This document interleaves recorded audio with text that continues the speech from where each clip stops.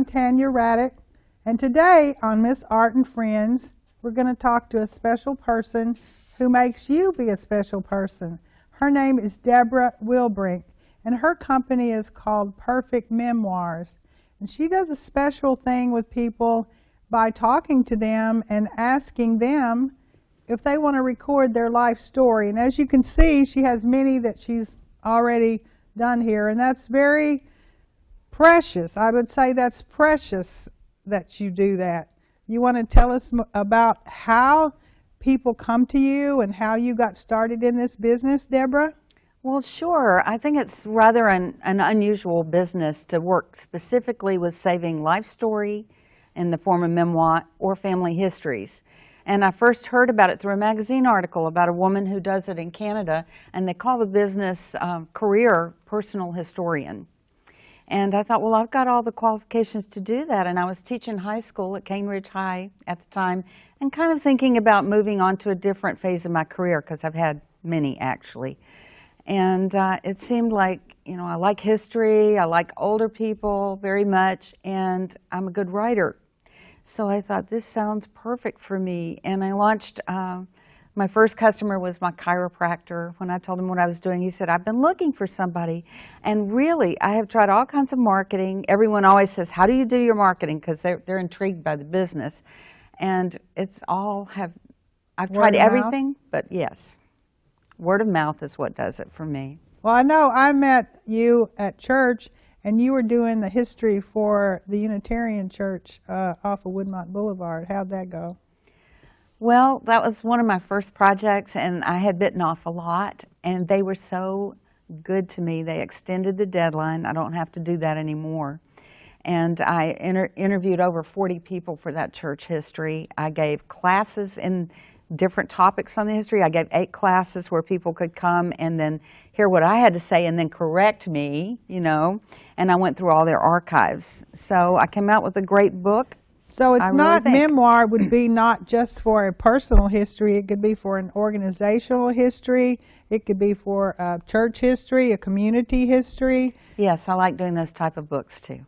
Well, I know I lived in Indiana, and when you bought your house, you got an abstract. So you could even get the story of the house, that people pass on the stories of the people that lived in the house. So there's more than just a personal story that you do. But I'm trying to write a memoir myself, and it's very difficult for an ordinary person to say that my life's worth writing down. How do you get through that?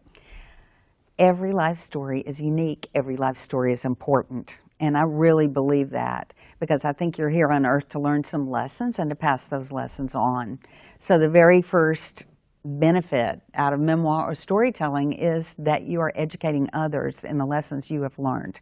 And I don't care who you are, when you're writing your book, you've been through challenges, you know, when you're telling your story, and you got lessons to impart. Well, I know it's the richness of, you know, I think I used to be a nurse, and I would go to people's houses. They would have photos of their family, and I would say, how rich you are, how rich you are. They say, oh, honey, honey, honey, I'm not rich. And I say, but you are. Look at the family, look at your stories. And my personal family destroyed all the photographs, so I have very few. And at the time, I sat with my mother, my grandmothers. Who is this? Who made this photo? And I don't have many left. So I think that the photos, and I don't like to go to flea markets for instant relatives, you know? Absolutely. Like you, I like to look at flea markets and vintage things and art. And when I see particularly the photographs that aren't marked, I encourage people, and this is heresy, to write the names, dates on the back of the photo and just do it along the edge. You know, it won't hurt the photo if you do it along the edge, and use a good pen. Well, they say there's 2 times we die. One when our actual heart stops beating, and the other one is when no one ever speaks our name. And I think, you know, diaries are very important. You know, people want to read about, I would like to read about how my grandmother lived, how they were able to navigate their lives. Just how they did that. So tell me about one of your stories. What was their family reaction after they put this in a book? Oh, okay. Well, this one, for example, The Wells Family History by Margaret Wells Hayslip. She actually gave out copies at a family reunion, and they're very active families, so they went biking on a bike trip, and so it was very popular. But she had a lucky family repertoire to draw from. She was staying at her father's farm and found boxes in the barn from her grandmother, who was the family kin keeper. What I call the kin keeper keeps those documents, letters, stories, photos, and cares about family connections. So Margaret brought these boxes in the house, put them under her bed, and worried about it all night long. And she ended up taking years to write her book. So what I helped Margaret with was this amazing layout. And she wanted to color code her generations. So the book is color coded. So color coded meaning? Well, she used a fan chart, which is, unlike the family tree, it looks like a fan, and you start with the first two relatives, your parents, and then go up, and it becomes a fan shape. And so each ring in that fan is a different color. So each generation becomes a different color, like this one is sort of a taupe color. But if you go back, there's a brown, there's an olive, there's a lavender. Okay. So, it's just a brilliant design. And she had a rug in her living room. You'll appreciate this as the artist. She had a rug in her living room that she said she liked the colors of in conversation when we met. So I took a picture of it, and we used, this is the pattern of her rug, but we used these colors. So you use personal, sort of, memory is very selective. I mean, we tend to forget a lot, especially what painful parts of our lives we just don't want to remember. So when you start these books, do people cry? Sure. I have some people that have been very emotional. And I'm not a psychologist, but I am sensitive. A caring person. Yeah. Yes. Yeah. So the process, for some people it's written, like with Margaret's book. And this lady, for example, journaled all her life. But with other people, like the one on the end here, the autobiography of Thaddeus Martin, he was 98 when I met him. And for his process, it was strictly interview-based. So I interviewed him, over a period of time, because older people, their throats get dry. And then they get tired and things. But a lot of them are very sharp. So I start with an interview, I do transcriptions, then I do editing for fluency. I try to keep the voice, and then I do the layout. How they say it, how they speak. Yeah. Yeah. Yeah. So, well, how do you jar people's memory? I mean, what process do you say? How can you remember? Do you ask them, what did it feel like, or? The five senses are a good way, Tanya, to use what did it look like, what did it sound like, what did it smell like. Those are one of the processes that I teach when I teach workshops on writing memoir. But another way is through objects and photographs, and I say, let's look for the backstory in a photo. You might say, who is that in this photo, for example? Mm-hmm. Who is that, but what were they doing there? What's the significance of the environment? How did they get there? Why are they there? What happened after that? So I think it's so interesting that for photographs, I have one cousin, and she and I sort of grew up. We didn't have any sisters, and we went back through a process of photographs. I always stood on her right side. We didn't realize that till we laid out the photographs from age 4 to 64, that we always stood in the same position.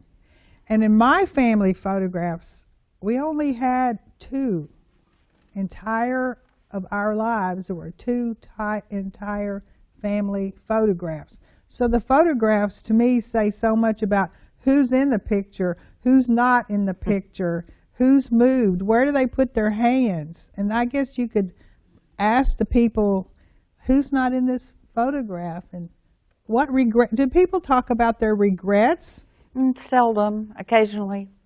their triumphs? I mean, what? Yeah, those are all good subjects, you know. I like to know the turning points in a life. You know, when you make those key decisions that take you down one road or another road.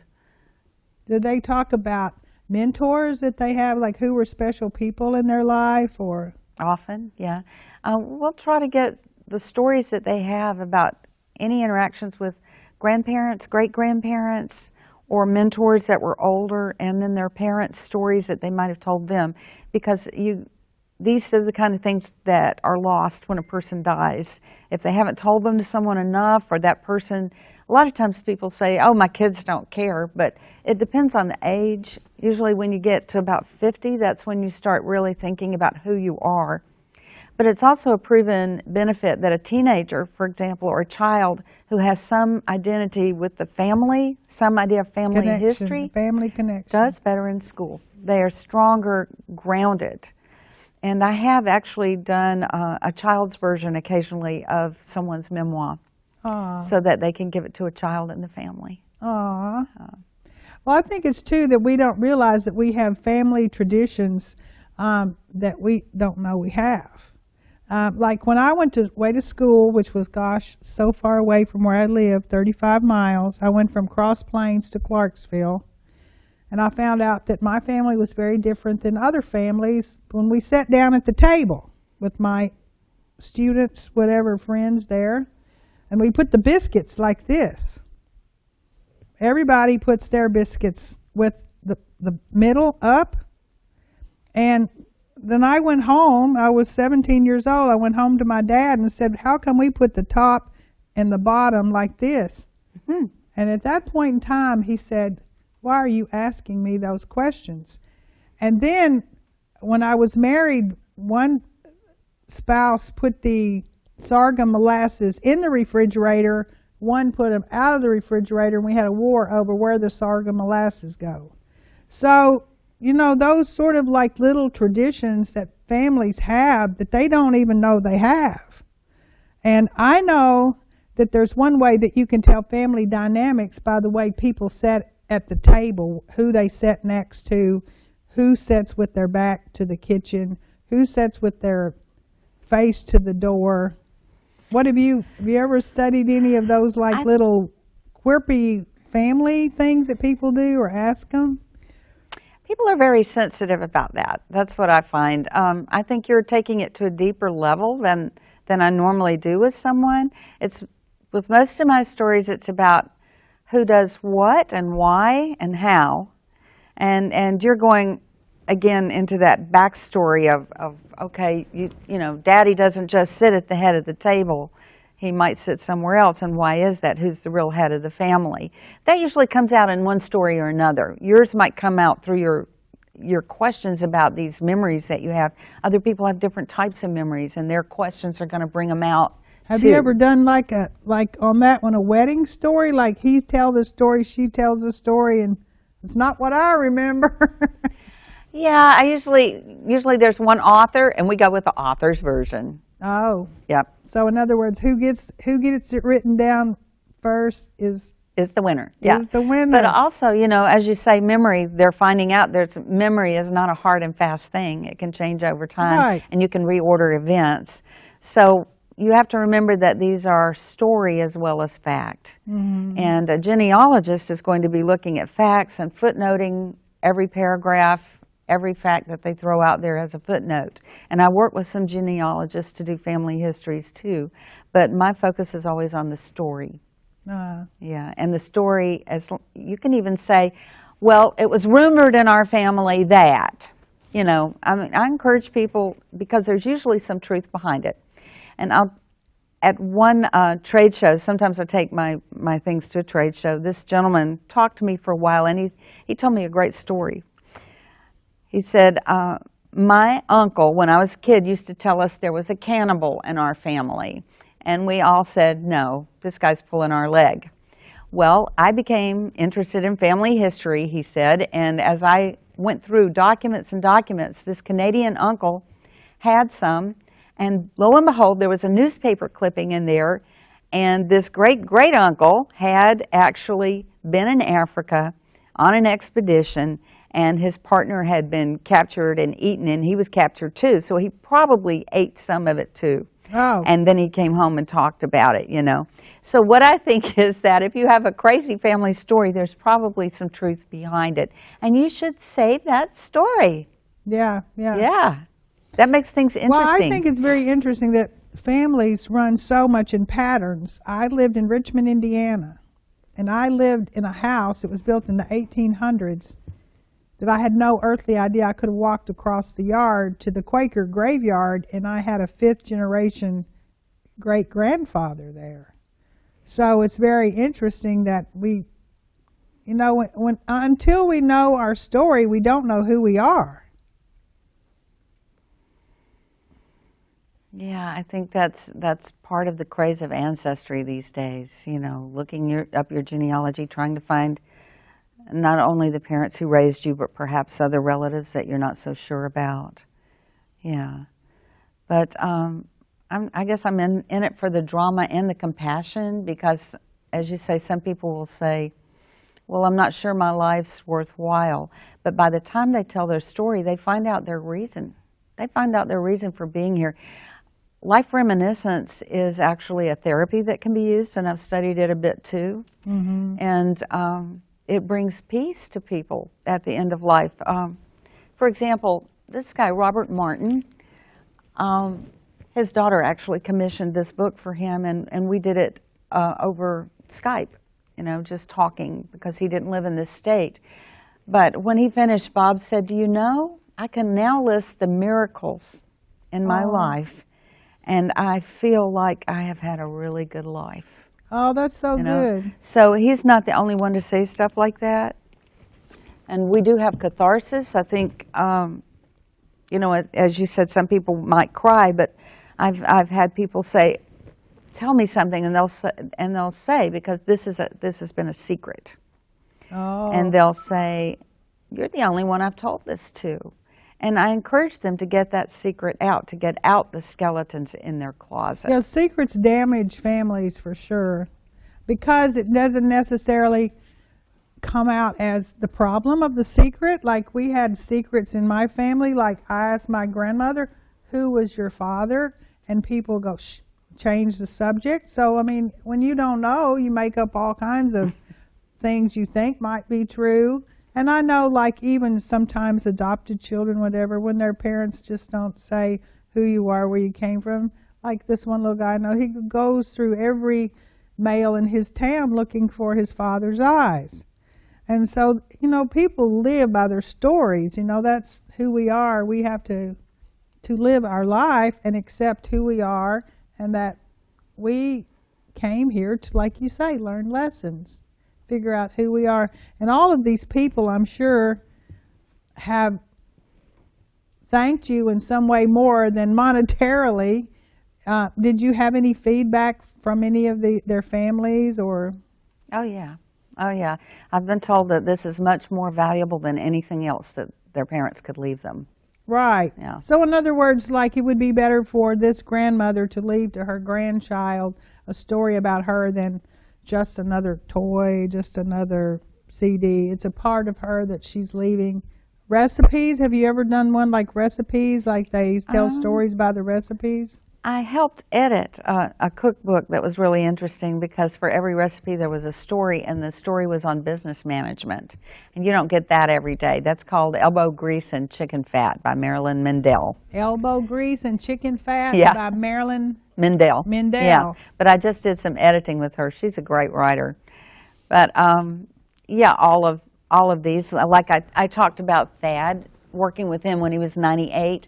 It was his 99th birthday party that he distributed these and to his family.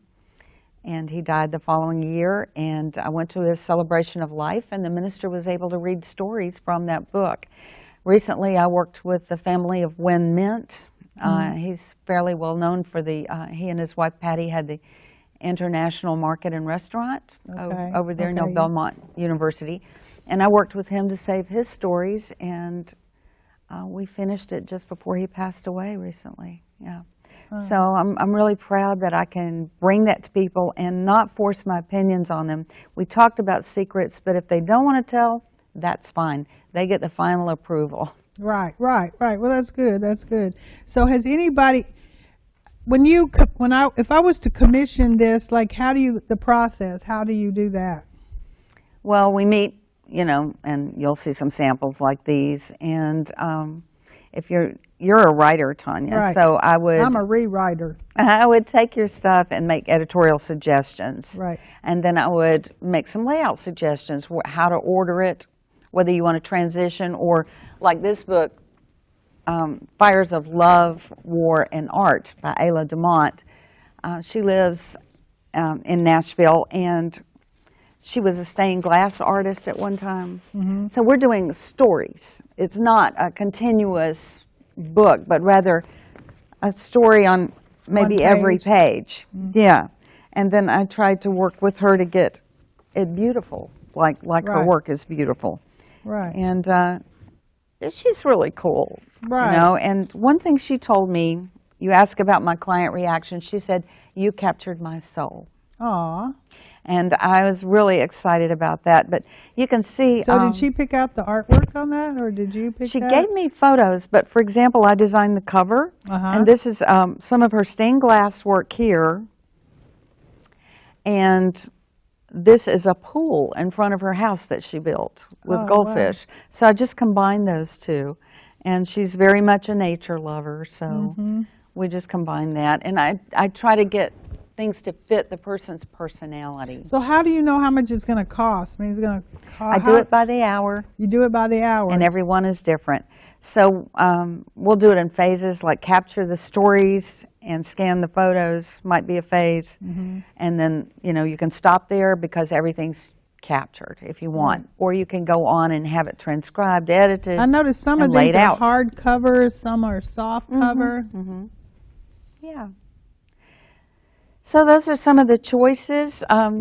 This one was kind of fun. Again, I know that this show is focused on art, and this author, Tara Lynn Cooper in Hendersonville, wanted to write a memoir specifically to honor her little brother who has passed and their trips to their grandparents in Florida when they were kids. So we began each one with a peach and a proverb, because they picked peaches on this farm. And then she did her own artwork, and it's folk art. Let's see if I can find something cute in here. This is when they went out and were frightened of Bigfoot on their adventure. So it doesn't have to be like the great puke of your life. It can be just like little snippets, or as they say, wine and niblets, Yeah, I think it's really useful to limit the scope. Like when I do my own, I think I'm going to choose the 10 years between ages 15 and 25. That's just really a rocking time for me. Oh, that's awesome. That's very awesome. So how do people find you? How do they know? Like, do you say, you can go to my website, but I mean, if older people don't know about websites and things, how do they find you? Well, I do a lot of public speaking. I've spoken to probably at least 2,000 people in Middle Tennessee. So I'll speak to your garden club, I'll speak to your senior breakfast, I'll give workshops through the Osher Institute or the Nashville Public Library. I've been to the Southern Women's Show. I go you've been to the Middle fairs. Tennessee genealogy. You mean in that club? Yeah, didn't you come to the genealogy? I did join the club. I joined a lot of professional organizations as soon as I opened my business in 2011. I thought it's not only a way to network, but I can learn something. So could you teach other people how to do what you do? Yeah, I give workshops. You give workshops? And I hate to tout my website, but really it's got the events on there. Okay, that's okay. And it's called perfectmemoires.com. Yeah, we'll give the people right to that. So Deborah, I am so glad that you came today. And do you have any future things that you want to tell? I know you've got some new projects coming up. Do you want to tell us about your new projects? Well, I'm doing a second volume for a woman who wrote the family history of her father's side, and we're going to be doing her mother's side of the family. So that's a second But you're volume also a coming up. musician, tell me, Yeah. I want you to come back on the show and do some music for us. Well, thank you. Yeah, it's often inspired by these stories. So you are a musician, a songwriter, a storyteller, and sort of like on my shoulder cry. Well, it's not a psychologist, but just a good caring friend. That's very awesome. That's Thanks, a big Tanya. burden. It's a nice thing because family members, at times, they don't know who to tell their story to. And so I think that's a wonderful thing. And I'm so glad you came, Deborah. And we want people to always come back and watch Miss Art and Friends, because you never know where your art's going to be. It's going to be on the wall or in your heart. Thank you, Deborah. Thank you so much for coming. Thanks for having me. Stay where you are.